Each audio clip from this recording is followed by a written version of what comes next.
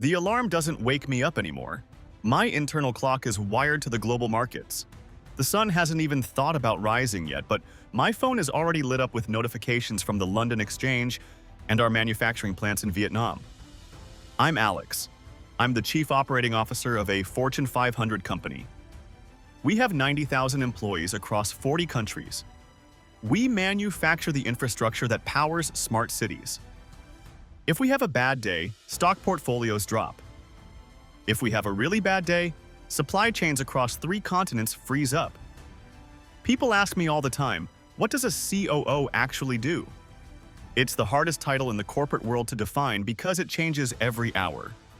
The CEO is the visionary. They are the face, the dreamer, the one who promises the future to Wall Street. My job is the cold, hard reality of the present. The CEO says, "We're going to Mars." My job is to figure out how much fuel weighs, who builds the thrusters, and how we pay for it without bankrupting the company in Q3. I have a dashboard on my tablet that tracks the pulse of the entire organization: cash flow velocity, raw material inventory, employee turnover rates, safety incidents. I'm looking for the anomalies. I'm looking for the one red number in a sea of green. Today, the red number is in our North American logistics division. Fuel costs have spiked and our margins are getting chewed up. By the time I walk through the glass doors of headquarters at 6:30 a.m., I already have a battle plan formulated. 7 a.m., the calm before the storm. I'm at my desk clearing the inbox. I approve 3 capital expenditure requests. That's $15 million signed away with a thumbprint. It feels surreal sometimes, the scale of the money. But you can't get emotional about the zeros. You have to look at the ROI. If I don't sign these, a factory in Ohio stops upgrading its robotics, and in 2 years we lose our competitive edge to a rival in Seoul. The long game is played in these quiet moments. 8 a.m., the operations review. This is the war room. I have my EVPs of supply chain, manufacturing, HR, and IT around the table. No PowerPoint slides, no fluff, just numbers. I point to the logistics issue. Why are we bleeding margin in the Midwest? The answer isn't simple.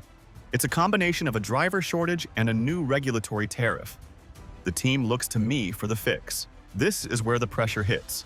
I have to make a decision with only 70% of the information.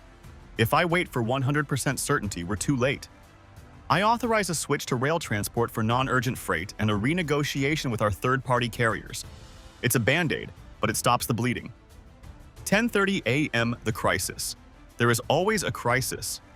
A COO is effectively a professional firefighter. My assistant walks in, she doesn't knock, and her face tells me everything. "We have a quality control breach in the Alpha line," she says. My stomach drops. The Alpha line is our flagship product. If that product fails, our brand takes a hit that could last a decade. I head straight to the engineering floor.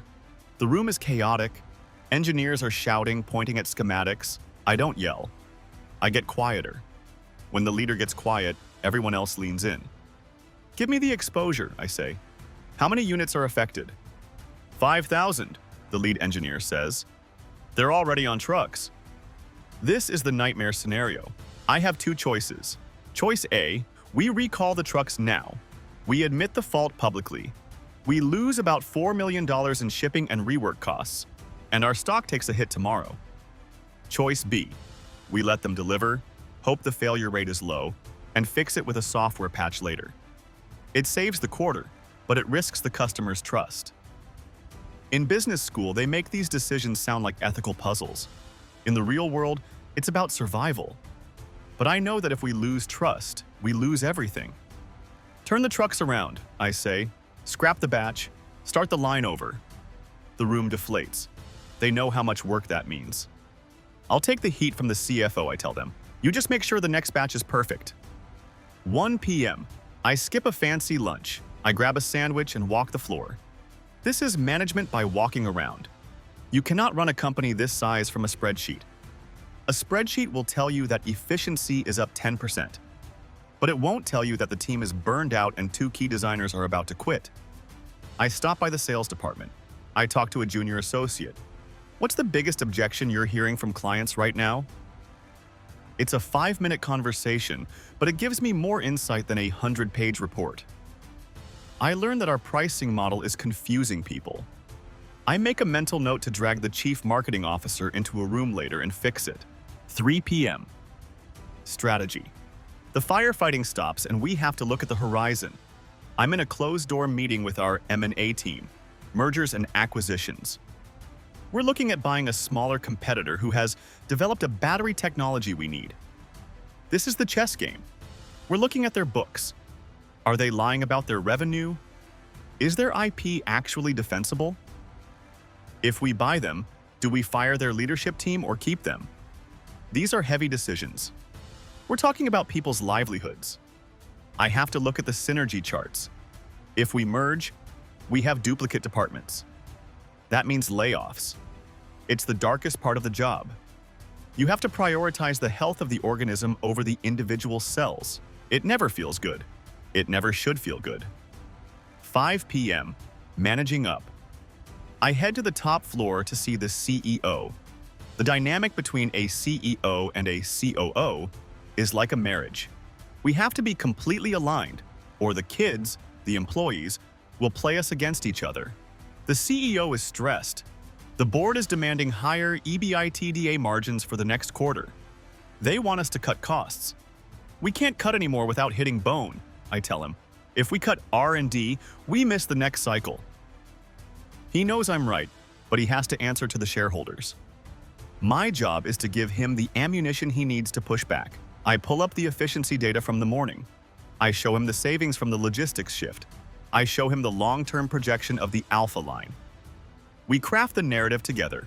I provide the facts. He provides the charisma. 7:30 p.m. The office is emptying out. The janitorial staff is starting their rounds. The adrenaline that has fueled me for 14 hours is wearing off, leaving a heavy fatigue behind the eyes. This is when the imposter syndrome creeps in. Did I make the right call on the recall? Should I have been harder on the sales team? You replay the tape of the day over and over. I sit at my desk and finally open the emails from my family. I missed my daughter's soccer game. Again. I sent a text, but it's not the same. There is a price for this seat. The salary is high, yes, but the cost is time. Time you never get back. The day isn't over. The machine never stops. And as long as I'm the one greasing the gears, neither do I. This is the life. It's relentless. It's exhausting, and it's exactly where I chose to be. Let's get to work.